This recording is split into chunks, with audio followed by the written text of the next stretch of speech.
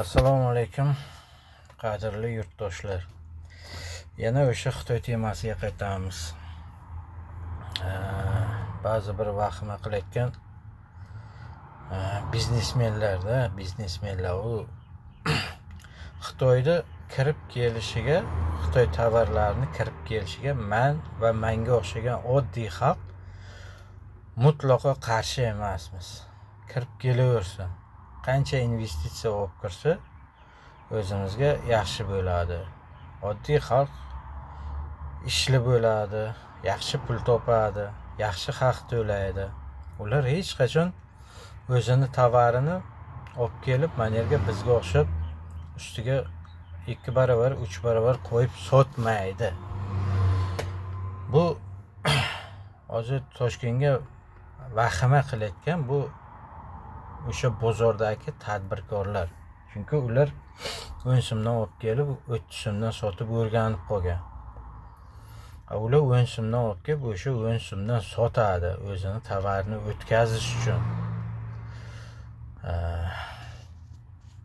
Bu tovar aylanma, pul, oylik deganida bizlar arzon narsa sotib olamiz degani. Narxlar tushadi degani. Tak что vahima qilmaylar do'stlar. Menga o'xshagan oddiy xalq biz вообще bu narsaga qarshi, men lично qarshi emasman. Qancha xohlasa shuncha olib kiraversin tovarini, olib kirib sotsin.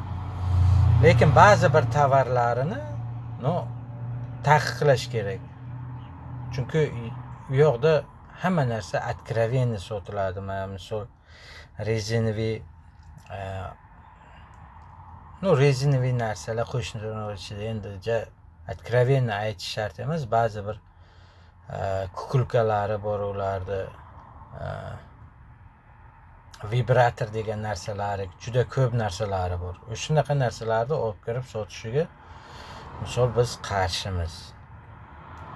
Men lично qarshiman.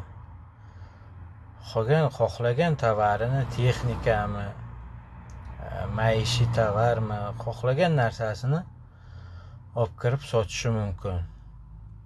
Sotaversin, chunki arzon sotadi ular. O'sha bozordagilar qimmat sotib o'rganib qo'ygani uchun vahima qilib yotibdi-da. O'zlarining taqdirini o'ylab. Chunki katta foyda qila olmaydi endi. Mana Xitoydan, Turkiyadan, Dubaydan olib kelyapti tovarlarni olib kelib, Turk tovari, Dubay tovari deb qimmat sotyapti, ustiga 2-3 barobar qo'yib. Yo'qda 5 so'mdan olib 15 so'm, 20 so'mdan sotyapti endi. Misol tariqasida aytyapman-da. Endi bularni o'zi olib kelgandan keyin o'z tovarini o'z narxiga sotadi. Tem более eksport tovar bo'lgandan keyin даже arzondan sotadi. Так что biznesmenlar xalqni vahima qilib taylamanglar. Bu o'zbek xalqi bu narsalarga hali o'rganmaganda. Dunyoda rivojlanib ketyapti. Dunyo rivojlanyapti. Hali o'tgan videomga aytib o'tganimdek, Moskvaga ham targoviy sentr men lично Lyublinoni bilaman. O'sha yerda Vyetnamlar hamma do'konni Vyetnamlar egallab olgan. Pishirig'i ham bor, latta-puttasi ham bor, oyoq kiyim, oyoqdan boshqacha kiyimlari bor. Juda arzon. O'shani ham ruslarning o'zi optim sotib olib, Valbers bor, Azon bor yoqqa. O'shaqa sotib pullayapti. O'shaning orqasini misol 2 so'm, 3 so'm qo'yib, foydasini chiqazib olyapti.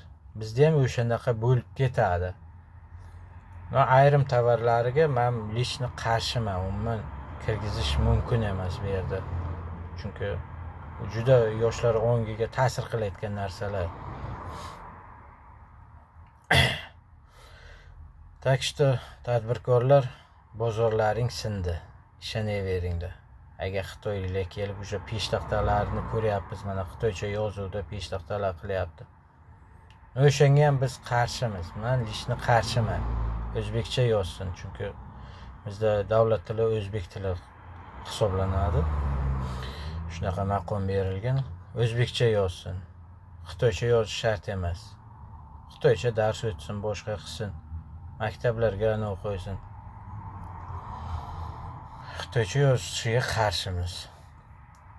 Tovar kirishiga ayrim mana запрещенный tovarlar kirishiga biz qarshimiz. Bemalol xohlaganicha savdosini qilsin. Xohlaganicha investitsiya olib kirsin. Xohlaganicha tovar aylanma qilsin. Biz qarshi emasmiz lishni. Bizlar ham arzon narsa olishni xohlaymiz. Qachongacha mana bir xalta unda 250, 300, 400, 500 gacha sotib olamiz. Qachongacha moyda 100 ming, 95 ming deb sotib olamiz. O'sha 50 ming qilsin, 100 ming qilsin, unda arzon bo'lsin. Shunday tovarlar kirib kelaversa, arzon bo'lib qoladi. Qadrli yurtdoshlar, vahima qilishlaring umuman noo'rin. Umuman bizda misol viloyatliklar vahima qilayotgani yo'q, Toshkentliklar. Chunki bozori sinyapti ularni. Biladi ular. Mayli, sog', omonlikda uchrashguncha.